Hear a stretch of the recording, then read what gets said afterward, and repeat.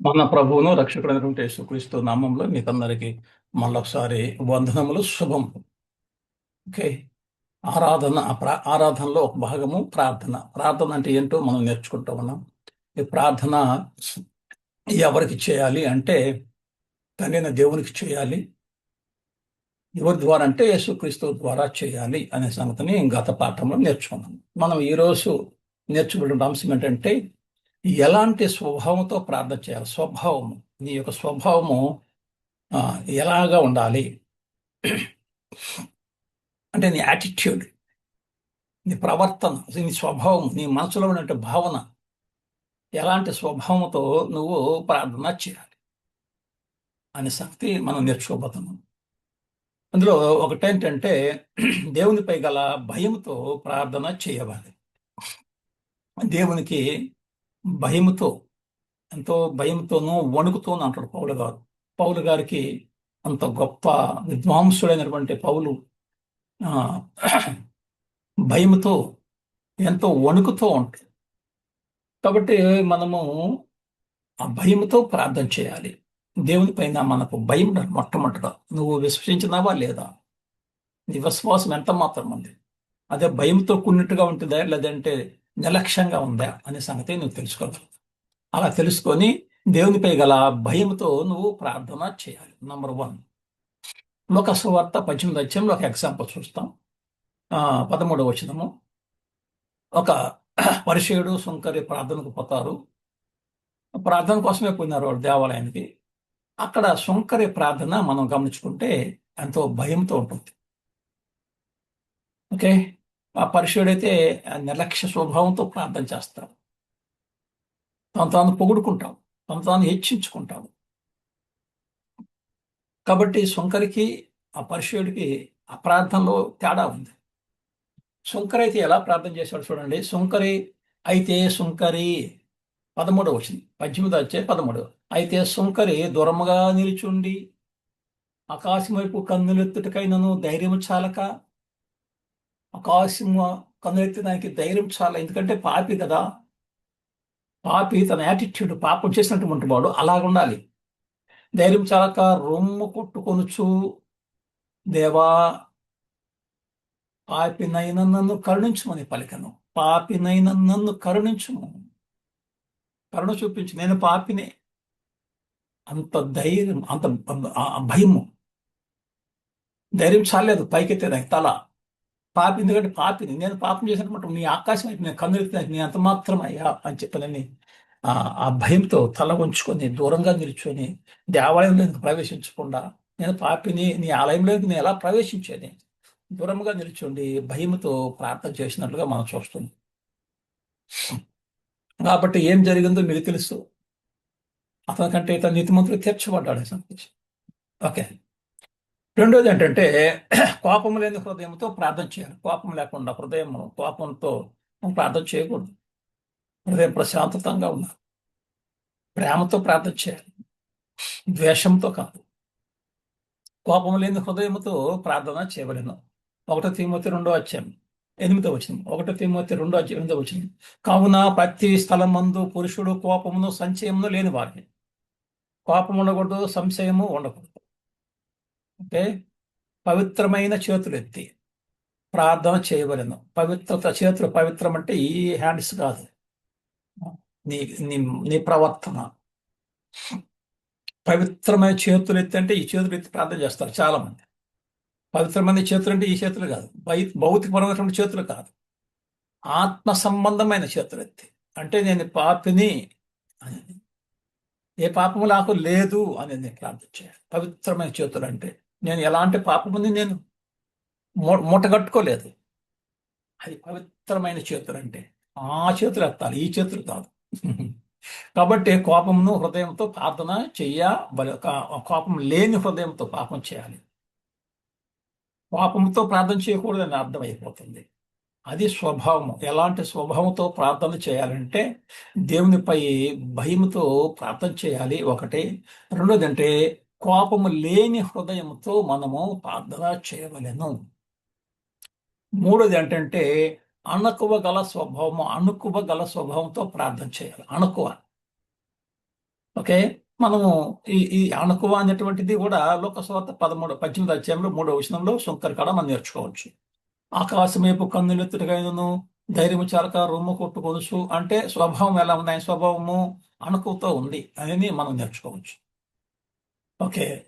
3 అంశాలైనవి. 3 స్వభావాలు అంటే ఎలాంటి స్వభావంతో ప్రార్థన చేయాలంటే దేవునిపై భయంతో చేయాలి, కోపం లేని హృదయంతో చేయాలి, అణకువ గల స్వభావంతో చేయాలి. అణకువ ఉండాలి. ఓకే. 4వది సందేహించక విశ్వాసముతో ప్రార్థన చేయాలి. సందేహం ఉండకూడదు. ఇస్తడా ఇవ్వడా అని. ఆ విశ్వాసంతో చేయాలి ప్రార్థన. యాకోబు పత్రికలో అంటాడు 1వ అధ్యాయం 6వ వచనం. అయితే అతడు ఏమాత్రము సందేహమే ఉండకూడదు. ఏమాత్రం ఒక ఇది కూడా నూలు పోగంతా కూడా సందేహం ఉండకూడదు. సందేహించక విశ్వాసంతో అడగవలను. సందేహించువాడు గాలి చేత రేపబడి ఎగిరిపడు సముద్ర తరంగమును పోలి ఉన్నాడు. సందేహించువాడు ఎలా ఉంటాడంటే గాలి చేత రేపబడినటువంటి ఎగిరిపడేటువంటి సముద్ర తరంగాలు, గాలి వస్తే తరంగం ఎగిరిపడుతుంది, అలా ఉంటాడు సందేహించేవాడు. దేవుడు ఇస్తాడో ఈడో అనేటువంటి సందేహం అలా ఉండకూడదు. సందేహించక విశ్వాసంతో ప్రార్థన చేయాలి. ఇస్తాడు అనేటువంటి దీంతో విశ్వాసంతో నువ్వు ప్రార్థన చేయాలి. ఓకే. మనపూర్వకంగా ప్రార్థన ఉండాలి. 6వది ఏంటంటే మంచి అంటే మనం మనస్సు పూర్వకంగా ఉండాలి. మనస్ఫూర్తిగా అంటారు. మనపూర్వకంగా ప్రార్థన చేయాలి. యాకోబు పత్రిక 5వ అధ్యాయంలో 16వ వచనము, మీ పాపములు ఒకరితో ఒకడు ఒప్పుకొనుడి అంటాడు. మీ పాపములు ఒకరితో ఒకడు ఒప్పుకొనుడి, మీరు స్వస్థత పొందినట్లు ఒకరి కొరకు ఒకడు ప్రార్థన చేయుడి. నీతిమంతుని విజ్ఞాపన మనఃపూర్వకమైనదై బహుబలము గలదై ఉండును. నీతిమంతుని విజ్ఞాపన ఎలా ఉంటుందంటే మనఃపూర్వకముగా ఉంటుంది, బహుబలముగా ఉంటుంది ప్రార్థన. ఎవరి ప్రార్థనంగా బలంగా ఉంటుంది? సందేహిస్తూ ప్రార్థన చేస్తే అది బలంగా ఉండదు. అనుకో స్వభావం లేకుండా ప్రార్థన చేస్తే అది బలంగా ఉండదు. ఎవరి ప్రార్థన బలంగా ఉంటుందంటే మనఃపూర్వకముగా ప్రార్థన చేస్తే అది బలమైన ప్రార్థనగా ఉంటుంది. బహుబలము కలదే అంటాము. కాబట్టి మనఃపూర్వకంగా ప్రార్థన చేయాలి. 6వది అంటే మంచి ఉద్దేశంతో ప్రార్థన చేయాలి. ఇది ఏ ఉద్దేశంతో ప్రార్థన చేస్తున్నావు? నీ ఉద్దేశం ఏంటి? యోహాను పత్రికలో 1వ యోహాను పత్రికలో 5వ అధ్యాయము 14వ వచనంలో ఈ మాట ఉంటుంది. ఆయనను బట్టి అంటే ఆయనను బట్టి మనకు కలిగినటువంటి ధైర్యం ఏంటంటే మంచి ఉద్దేశం. ఆయన చిత్తానుసారముగా మనమేది అడిగినను ఆయన చిత్తానుసారంగా, దేవునికి చిత్తం ఉంది, ఆయన చిత్తానుసారంగా అడగాలి. మనం ఏది అడిగినా కూడా ఆయన చిత్తానికి సరిపోవాలి. ఆయన మన మనవి ఆలకించునన్నదే అంటాడు. ఆయనను బట్టి మనకు కలిగినటువంటి ధైర్యం ఏదంటే ఆయన చిత్తానుసారంగా మనం అడుగుతున్నాము. ఆయన చిత్తానుసారంగా మనం అడిగినప్పుడు అది ఏదైతే అడుగుతామో అది మనకు దొరుకుతుంది. ఆయన ఆలకించాడు అనేటటువంటిది ఉద్దేశం. ఓకే. తర్వాత 7వదిగా క్షమించే గుణము కలిగి ప్రార్థన చేయాలి. క్షమించేటువంటి ప్రార్థన ఆ గుణం ఉండాలి. క్షమించే గుణం ఉండాలి. ఎదుటి వ్యక్తి నీకు శత్రువైనా కూడా, నీకు ద్రోహం చేసినా కూడా, నువ్వు ప్రార్థన చేసినప్పుడు నీ శత్రువుని క్షమించమని అడుగు. ఆ క్షమాపణ గుణము నీకు ఉండాలి. మత్తయి సువార్త 6వ అధ్యాయం, మనుషుల అపరాధములను మీరు క్షమించిన ఎడల, చూడండి, మనుషుల అపరాధములను మీరు క్షమించిన ఎడల ఏమవుతుంది? మనుషుల అపరాధం మీరు క్షమించిన ఎడల మీ పరలోకపు తండ్రియు మీ అపరాధములను క్షమించును అన్నాడు.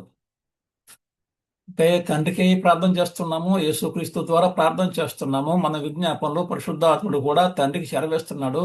ఆ పరలోకమున్న తండ్రికి మనం ఎప్పుడైతే మనం ప్రార్థన చేస్తామో, ఆ మనుషుల అపరాధాలను మనం ఎప్పుడైతే క్షమిస్తామో మన అపరాధాలు కూడా తండ్రి మనకు క్షమిస్తాడు.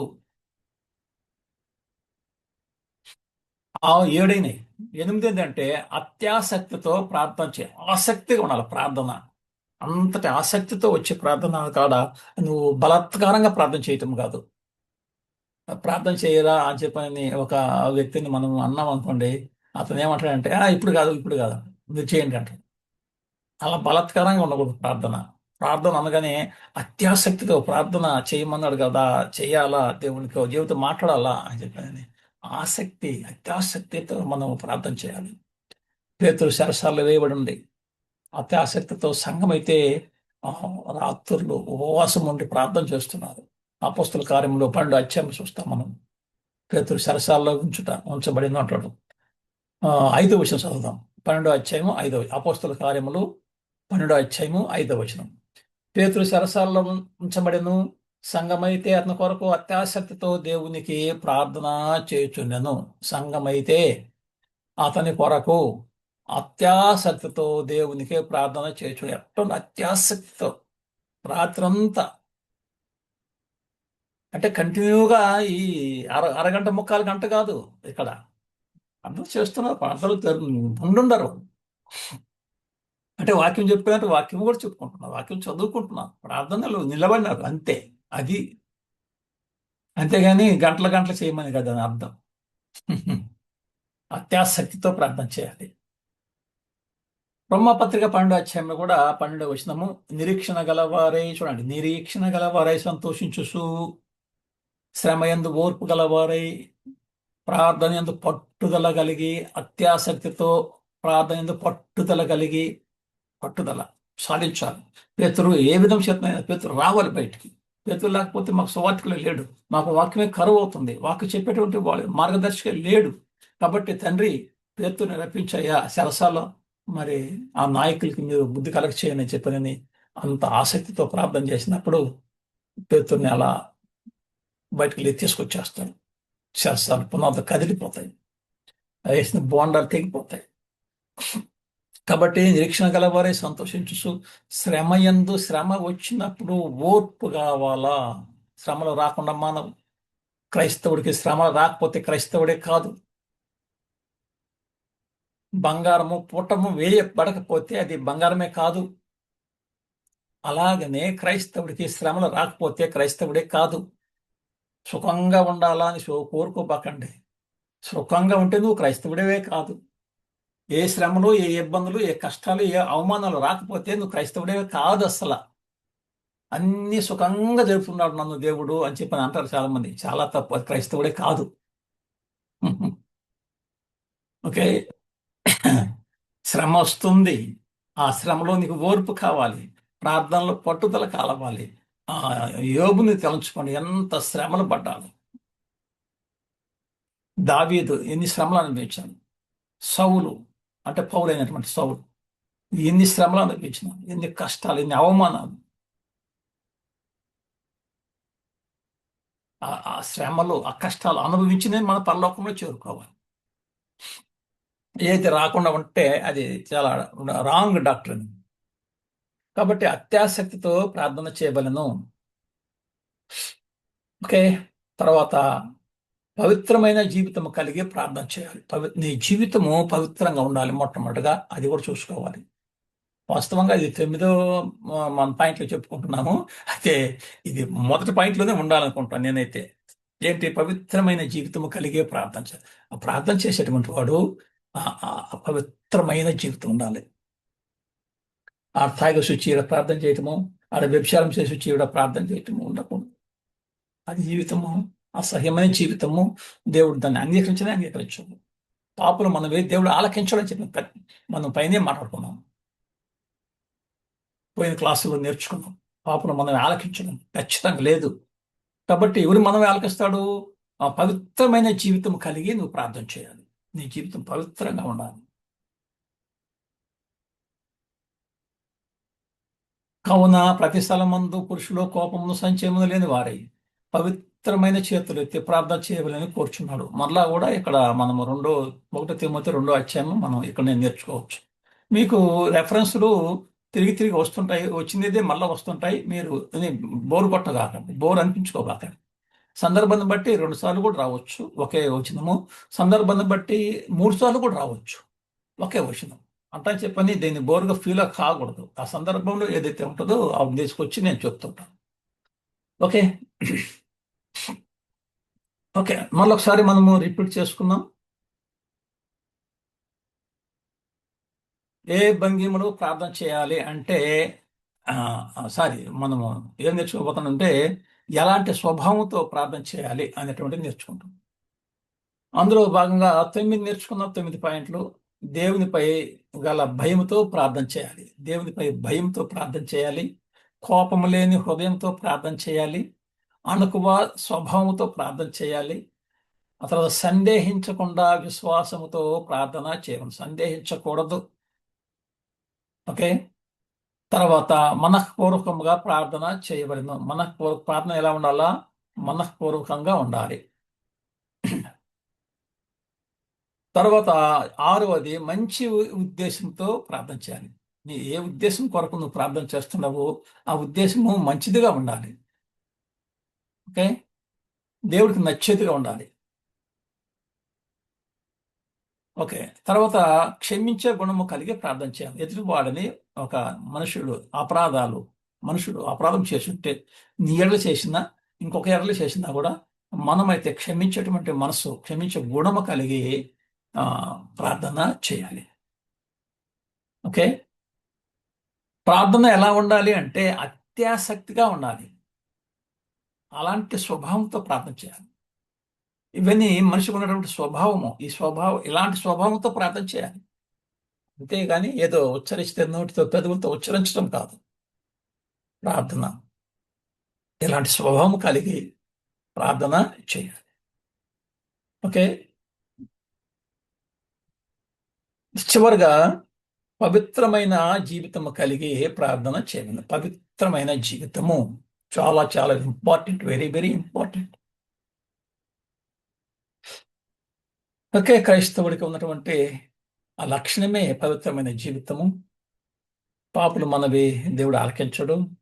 కాబట్టి పవిత్రమైన జీవితం ఉంటే ఖచ్చితంగా ఆలకిస్తాడు. ఖచ్చితంగా అది బలంగా కూడా ఉంటుంది. ఆ బలమైనటువంటి ప్రార్థనకు ప్రతిఫలం దొరుకుతుంది. ఓకే. ఏలియాను చూశాము. ఆయన వర్షం ఆగిపో అంటే ఆగిపోయింది. వర్షం తిరిగి రా అంటే ఆయన మనలాంటి స్వభావం కలిగినటువంటి వాడు. అయినా దేవుడు ఆయన మనవి ఆలకించాడు. పవిత్రమైన జీవితం కలిగి ఉన్నారు.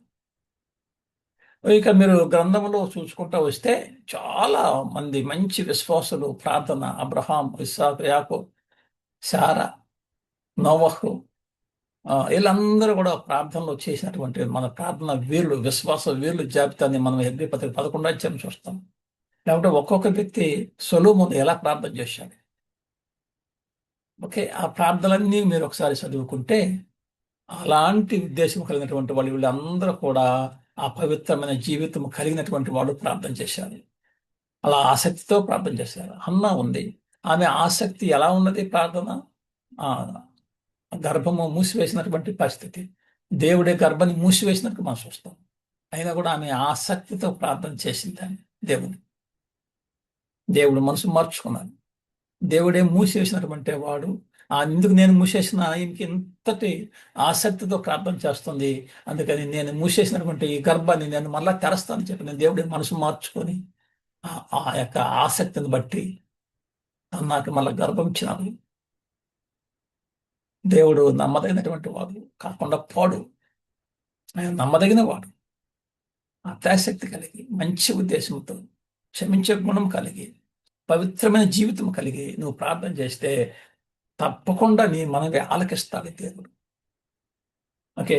ఏ భంగిమలో ప్రార్థన చేయాలి? భంగిమ, పొజిషన్ దేవుని చిత్తం అయితే నెక్స్ట్ క్లాసులో నేర్చుకుందాం. కొంతమంది కూర్చొని ప్రార్థన చేస్తారు, అలా కూర్చొని ప్రార్థన చేయకూడదు అంటారు. కొంతమంది నిలబడి ప్రార్థన చేయాలంటారు. రకరకాల భంగిమలు దేవుని చిత్తం అయితే వచ్చే తరగతిలో ఆ భంగిమ ఏ భంగిమలో మనం ప్రార్థన చేయాలని అనుకుని మనం నేర్చుకుందాం. ఓకే. అంతవరకు మీరు వీక్షిస్తూ ఉండండి. ఈ వీడియోలు ఇతరులకు షేర్ చేయండి. మీరు బాగా చదవండి, బైబిల్ దగ్గర పెట్టుకోండి. నేను చెప్పినటువంటి అంశం అలాగ ఉండే లేదు చూడండి. అలాగుండే నచ్చితే మీకు లైక్ చేస్తూ ఉండండి. మర్చిపోకండి, లైక్ చేయండి. ఓకే. దేవుని చిత్తం అయితే మళ్ళా కలుసుకుందాం.